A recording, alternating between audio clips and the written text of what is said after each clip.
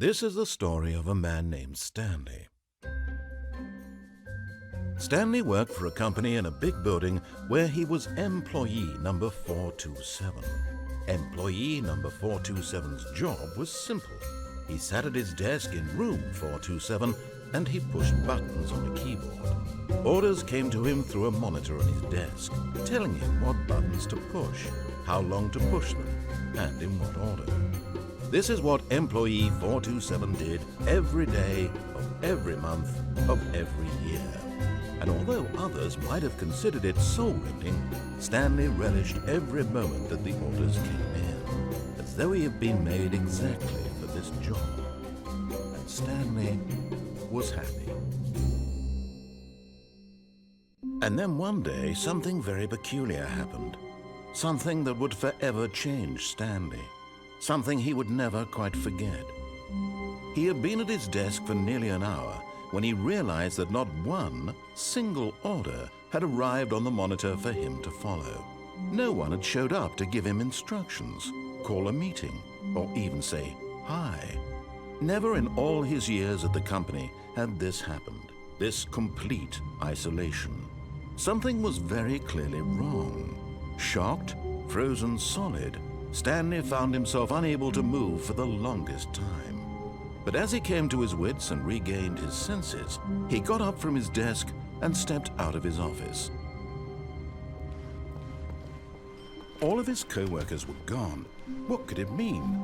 Stanley decided to go to the meeting room. Perhaps he had simply missed a memo.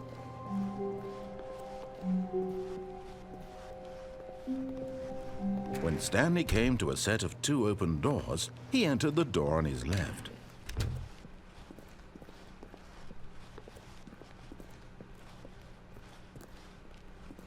Yet there was not a single person here either. Feeling a wave of disbelief, Stanley decided to go up to his boss's office, hoping he might find an answer there. Stanley stepped into the broom closet, but there was nothing here, so he turned around and got back on track.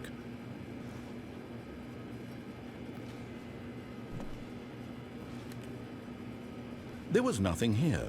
No choice to make, no path to follow, just an empty broom closet. No reason to still be here.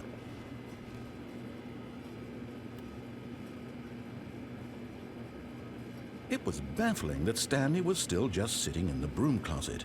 He wasn't even doing anything. At least if there was something to interact with, he'd be justified in some way. As it is, he's literally just standing there doing sweet FA.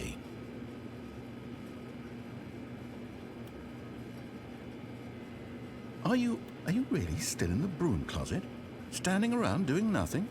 Why? Please offer me some explanation here. I'm genuinely confused.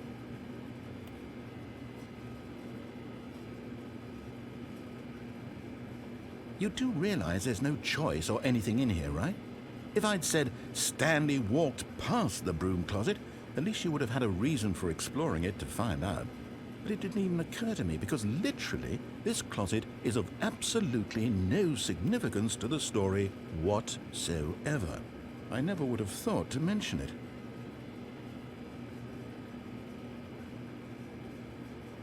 Maybe to you this is somehow its own branching path.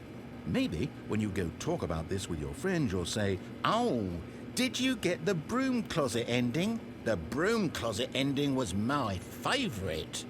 I hope your friends find this concerning.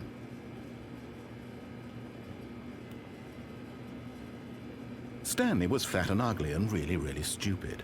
He probably only got the job because of a family connection. That's how stupid he is. That or with drug money. Also, Stanley is addicted to drugs and hookers. Well, I've come to a very definite conclusion about what's going on right now. You're dead. You got to this broom closet, explored it a bit, and were just about to leave because there's nothing here, when a physical malady of some sort shut down your central nervous system and you collapsed on the keyboard. Well, in a situation like this, the responsible thing is to alert someone nearby so as to ensure that your body is taken care of before it begins to decompose. Hello? Anyone who happens to be nearby? The person at this computer is dead.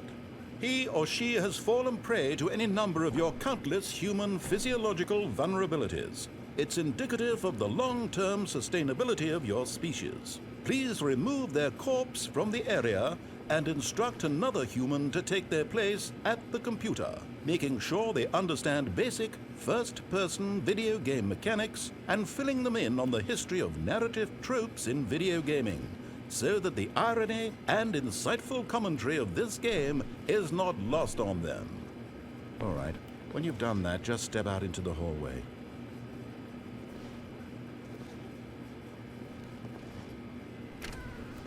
Ah, second player. It's good to have you on board. I guarantee you can't do any worse than the person who came before you. You too? Unbelievable. I'm at the mercy of an entire species of invalids. Perhaps there's a monkey nearby you can hand the controls to. A fish? Fungus? Look, you can hammer out the details. I'm not particularly picky. I'll just be waiting for when you're ready to pick up the story again. Wave of disbelief, Stanley decided to go up to his boss's office, hoping he might find an answer there. Oh, no, not again. I won't be part of this. I'm not going to encourage you. I'm not going to say anything at all. I'm just going to be patient and wait for you to finish whatever it is you enjoy doing so much in this room. Please take your time. Feeling a wave of disbelief, Stanley decided to go up to his boss's office, hoping he might find an answer there.